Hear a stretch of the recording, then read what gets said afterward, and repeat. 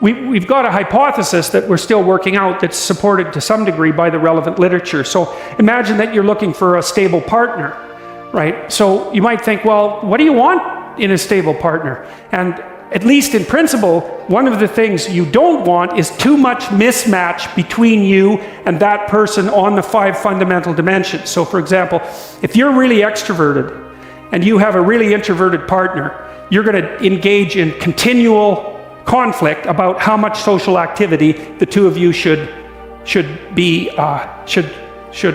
subject yourself to. And it's very, very difficult for people who widely differ on those dimensions to come to consensus, because it's not just a matter of opinion, right? It's really a matter of different, if you're looking at extremes, of really different types of people. And the thing about introverts is they just don't enjoy large-scale social interaction that much. One-on-one, they're often fine, but in a group, they don't like that, and it tires them out. Whereas a real extrovert, it's like you isolate them and they just wither on the vine, because a huge part of what actually motivates them in a positive way is tangled up with social interaction. And so if you're an agreeable person and you have a particularly disagreeable partner, you're also going to run into problems, because the agreeable person will say whatever you want, whenever, and the disagreeable person will say, well, I'd like to know what the hell you want for a change, and be much more harsh and much more demanding in the situation. And the agreeable person is going to find the disagreeable person harsh and unpleasant. And the disagreeable person is going to find the agreeable person wishy-washy and unable to stand up for themselves. And again, that's actually one of the primary sources of tension between men and women, because women tend to be higher in agreeableness than men. It's about half a standard deviation, which is quite a large difference by psychological standards.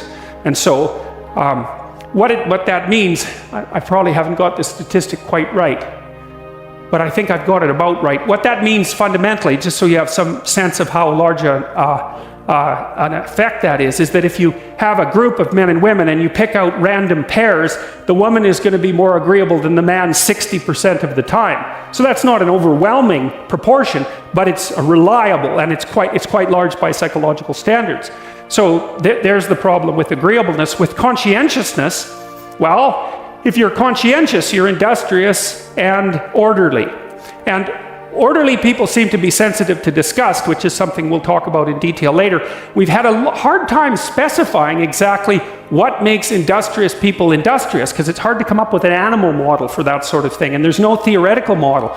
But our latest idea is that, it's not my idea, it's actually the idea of my graduate student, Christine Brophy, is that industrious people find it unpleasant and unsettling to not be doing something. So it isn't so much that industriousness makes them happy or fills them with positive emotion. That would be more extroversion, right? Because extroversion is the positive emotion dimension. It's that industrious people can't stand sitting around doing nothing.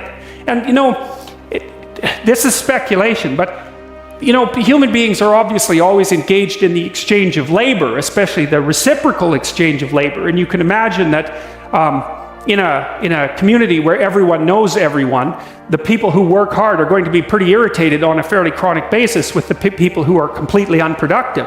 And my suspicions are that plenty of people who were completely unproductive in the history of the evolution of our species were wiped out by people who were unhappy with their lack of productivity. And so I think, generally speaking, human beings have this sense of ethical obligation with regards to one another to share labor.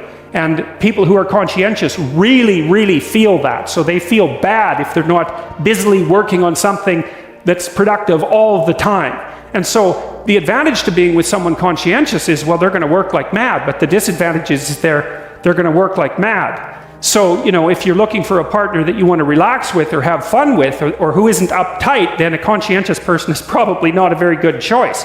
On the other hand, if you're a conscientious person and you're living with someone who's really unconscientious, that's good, because they might be able to help you relax, but you're not going to be happy with them because they don't work nearly as hard as you do. But even worse, on the orderly dimension, some of you have had roommates, and maybe you're more orderly than your roommate. What does it mean? It means you're annoyed by mess before they are. And you don't have to be annoyed by mess much before your less orderly roommate for you to be the one that's always running around picking things up. And so actually, one of the things that's emerged from the psychometric analysis is that women are slightly more orderly than men.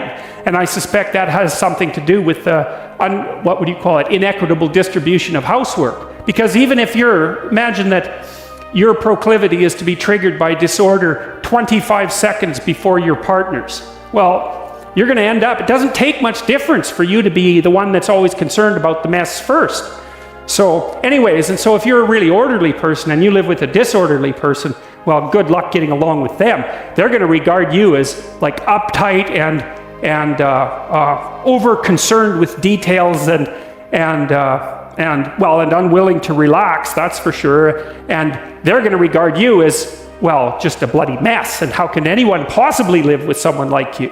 And so another reason why it's useful to understand your personality is because I think it gives you a better crack at finding someone that you can actually live with over the long run. And we don't know what the optimal, I don't think you want to live with someone who's exactly like you, because then both of you have the same strengths and weaknesses. And there's a bit of a problem there, right? Because maybe an agreeable person can use a bit of a disagreeable person around them to balance each other out, and vice versa, right? So we don't understand the optimal balance for long-term thriving in a relationship, but I think we do understand the fact that if you're too different in your traits, that where you're different is going to constitute a chronic source of conflict.